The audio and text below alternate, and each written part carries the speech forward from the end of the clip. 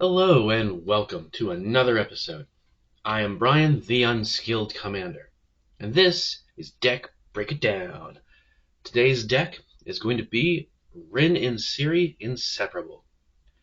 Obviously, I have the fun, cartoony Secret Lair version, and that's honestly what made me build the deck.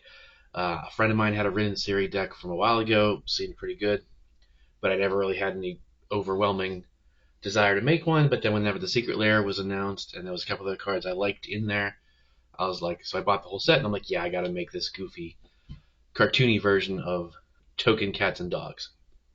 Alright, so breaking down the deck, obviously what this series is I separate it into its components and then tell you the key cards of each of those and like the strategy of why I built it, how I built it, and what ideally the deck should do and whether or not it does that, that's yet to be seen. But going into the deck, we've got starting off with lands. There are 36 lands in this deck, and nothing of importance to mention. There's no special lands. It's actually not optimized for the lands either. There should be a lot of the better lands, either the pain ones or the ones that come in tapped with, that come in untapped, depending on how many opponents or lands you control, all that stuff. Unfortunately, with most deck building, lands are going to be your weakest starting point because to really build. Now, of course, this isn't considering there's absolutely budget decks out there, budget CEDH decks, even competitive level. So I can't cry too much. It's just at the same time, to build a deck, the land base nowadays is practically like 200 to 300 just for that.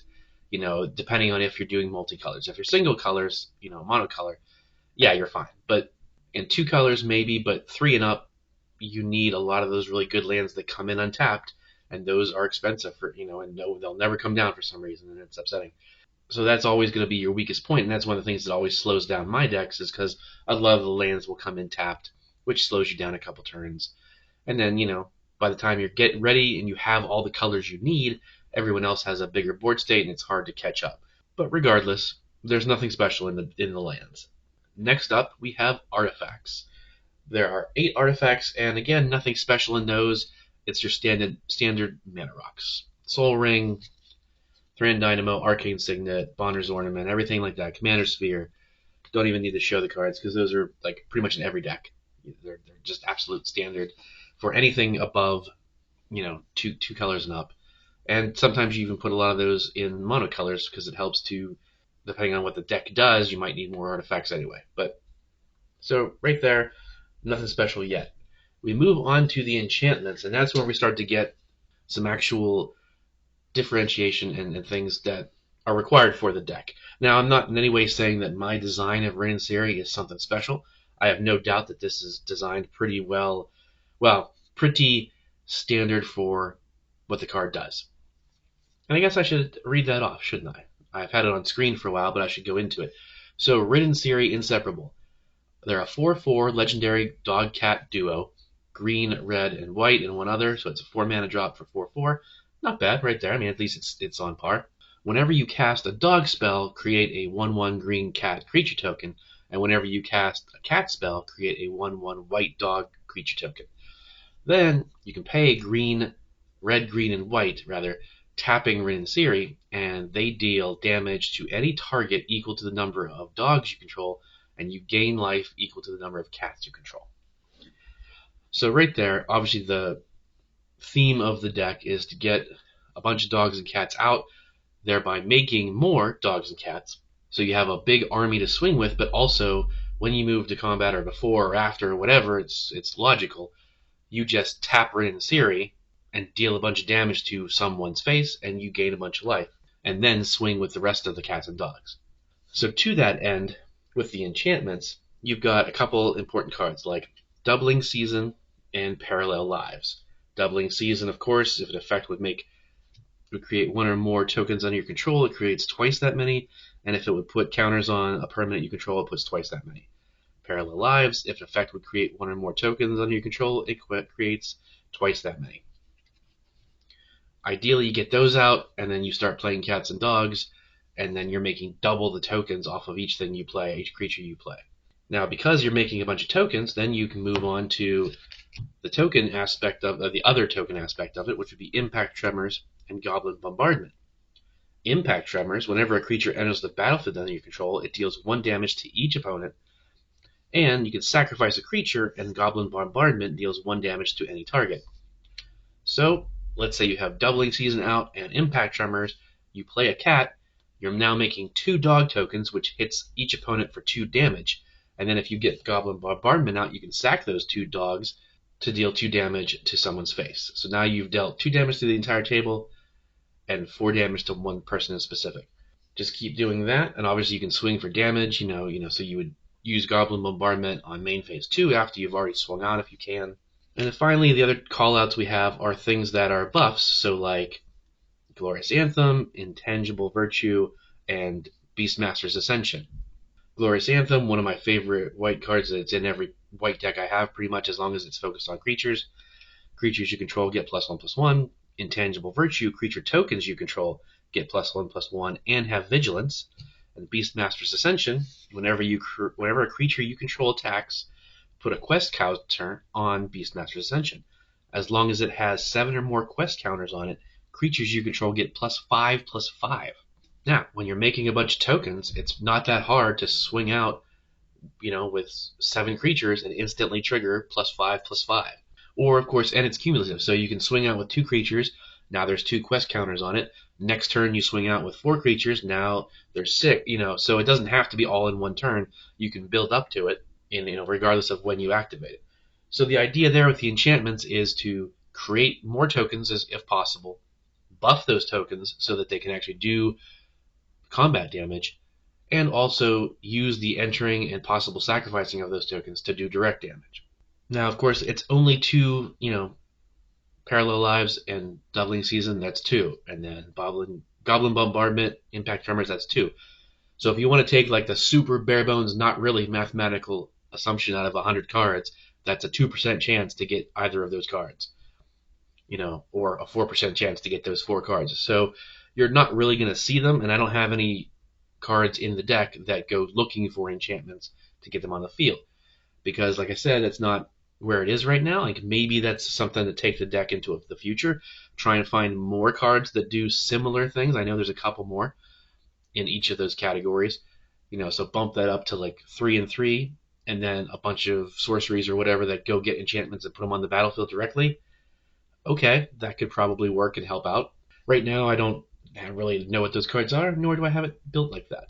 They're cool cards to have in the deck, and they function well with what Rin and Seri do, but they're not going to come up very often. Moving on, from enchantments, we have instants. Basically, the theme of the instances would be fogs, removal, and protection. So we've got a bunch of fog spells like Haze of Pollen, Clinging Mist, Constant Mists, all those kind of green spells that, pay 2 or pay 3 and prevents combat damage. Then you move on to your removal things like Immolating Glare, Broken Wings, so you can target artifacts, enchantments, creatures, whatever is the problem on the board that's stopping you. You can hopefully blow it up. And then protection, things like, Ephemerate and Make a Stand, makes things indestructible. It would also be good because this deck has white. It would be good to put Teferi's Protection in here, but I don't have one. I don't have that many extras. I don't have any extras, actually. So, and they are not super cheap. Someday, maybe I'll be able to, toss a Teferi's Protection in there. But that's really it. The instances, there are 15 of them. Sorry, I didn't mention that. Really, it's just about, trying to stall out combat damage if I'm not ready for it, and take out anything that might be causing me problems. Then next up, we've got sorceries, and there are 9 of them. This is basically focusing on board wipes, Sunfall, and Depopulate. And then the only 2 other callouts that are kind of thematic and necessary for the deck are Overrun and Overwhelming Stampede. Overrun, creatures you control get +3/+3 and gain trample until end of turn. Overwhelming Stampede, creatures you control get XX, where X is the greatest power among creatures you control. Which that one's not going to be huge, but Rin and Seri is a 4/4, so even if that's the biggest thing on the board, Overwhelming Stampede gives every creature +4/+4. So you're getting 3s or 4s and trample with the 1, not trample on the other, unfortunately. But so now all of your little 1/1 tokens are at least 4/4s or 5/5s, which are pretty decent, and if there's a lot of them they're swinging in, you can do some serious damage, possibly take somebody out. And finally, that brings us to creatures. Regrettably, the creatures really aren't hyper specific, and I haven't gone too far into really trying to figure out the best dogs and cats to put in there. This is built off of what I had for the most part. I don't think I bought any specific cards for this deck, other than, of course, the commander itself. And you can see the top card here, Alms Collector, from the same Secret Lair, because it's the cutesy little cartoony stuff. It's a cat, flash in for 3/4. If an opponent would draw 2 or more cards instead, you and that player each draws a card. So that's, a lot of decks, as I've said before, probably one of the most important things in a deck is card draw. Because card draw will draw you into everything else you need. Whether you need lands, you need answers, you need creatures. If you're drawing a bunch of cards every turn, more than your one at the beginning, you're going to get there. And you're going to get what you need. So a lot of people obviously, they put a lot of card draw in their decks, so this can benefit you by drawing off of their card draw instead of worrying about your own. And then I have Crater Hoof Behemoth, the cool, funny, extra life version, where it's a 5/5 for 8 mana with haste, and whenever it enters the battlefield, creatures you control get +X and trample until end of turn, where X is the number of creatures you control. So ideally, with a token deck, you've got a lot of tokens out for 5, 6, 7, 8. You drop Crater Hoof, now everything's getting +8 and trample. That's a game-winning card a lot of the time. If someone's dropping a Crater Hoof Behemoth and it resolves, they're probably winning the game. Those are my 2 probably best creatures in terms of that. Now we have a couple that help buff other cats. So we got Regal Caracal and King of the Pride. They're buffing other cat tokens and other cats, rather. So again, it's just about buffing up your creatures so that they deal more damage and can withstand more damage from other people's attacks. And really, like I said, at some point, there's no real dramatic theme. I've chose to put a lot more cats in. So I'm making dog tokens. There's a few dogs in here, like Arcbound Tracker, Yoshimaru, Ever Faithful, just because I had them and they were good art and whatever. But again, thematically within the deck, there's no true theme. There's nothing that really is a direct thing, and maybe that's a weakness in the deck, and it probably is. I just haven't gone through every cat and dog creature in Magic's history to see if there's something I should be focusing on. Maybe every single creature should all be dogs, but I know there's not many dogs, and I know other things don't count, like werewolves and whatever. They don't count as dogs, or wolves rather.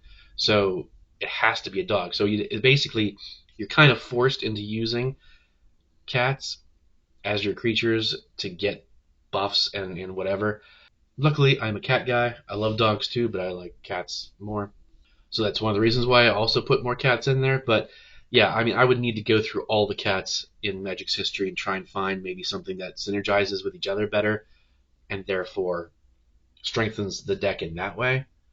It's relatively hodgepodge, but it performs decent because the whole point is to just play cats and dogs to make the tokens, and then ideally having things like Impact Tremors or Doubling Season or Glorious Anthem or the buffs or whatever, so that they may be random cats that just do whatever. Maybe it gains me life when it enters, maybe it does this when it enters, but maybe it blows up an artifact when it enters. But the real goal is that it's making tokens, and now all of my tokens and creatures are +X, and I'm able to, swing out, or I have a ton of tokens, and I can activate Rin and Seri's ability to gain a bunch of life and deal direct damage to someone winning the game.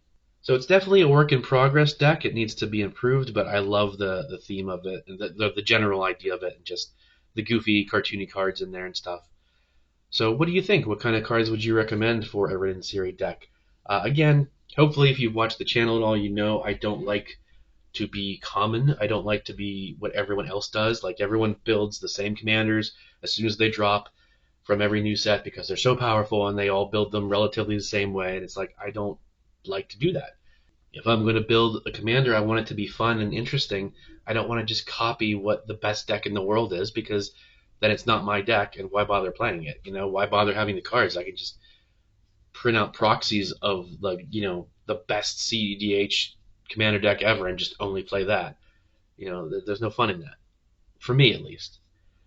So I like to build quirky commanders, and I like to build, if I do pick a common one, I try to figure out something that's slightly different than what everyone else does with it.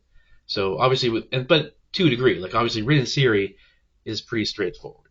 You're going to be making tokens, and you're going to either be attacking with those tokens, or you're going to be trying to use Rin and Seri's ability. Unless you're using Rin and Seri solely for those three colors, and I'm sure there's better commanders of those three colors to do something else. So I'm not going to be breaking any ground with what I do with this deck, but I still like to just build it, off of what I have and what I can think of, and slowly over time realize, oh, that's a really cool cat card. That should go in Rin and Seri, and then I swap out that one card, and then a couple months later, someone suggests something, and I swap out for a new dog or a new whatever or a new enchantment or something, or I take the sorceries and instances into a different direction. It's like, oh, you know what? Forget about removal. Let's do this with my instants and sorceries that'll really, mess with people or be fun or whatever. But that's my deck building style in general. I hope you enjoyed the video. Please subscribe. Please, hit the like button a few times around the channel. Let me know if you have any good additions to the deck. Let me know if you enjoy playing Rin and Seri, and I will see you next time.